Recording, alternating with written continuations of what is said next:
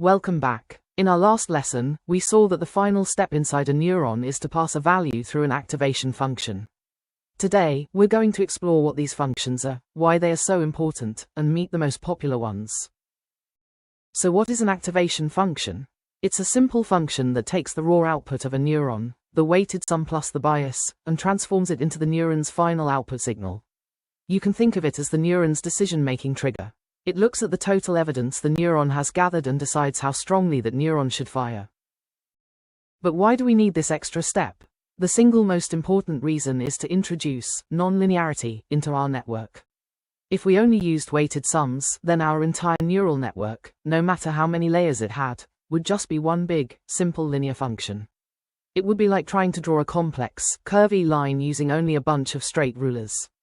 Activation functions add the bends, allowing the network to model incredibly complex, real-world patterns.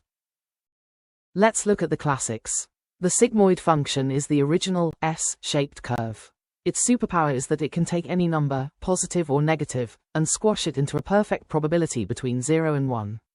This makes it ideal for the final neuron in a binary classification task, where you need to output the probability of something being true.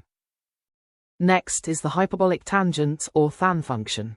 It looks very similar to the sigmoid, but it squashes values to a range between -1 and +1. This simple shift makes it zero-centered, which can often help the network learn faster during training. It's a common choice for hidden layers in a network. But the modern champion of activation functions is the rectified linear unit, or ReLU. Its rule is shockingly simple. If the input is positive, the output is the same value. If the input is negative, the output is 0.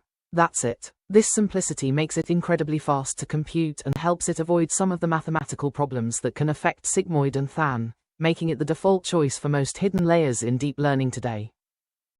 So, activation functions are the key ingredient that gives neural networks their power. They introduce the non-linearity needed to learn from complex data. Knowing which one to choose for your output layer versus your hidden layers is a critical skill in designing AI models.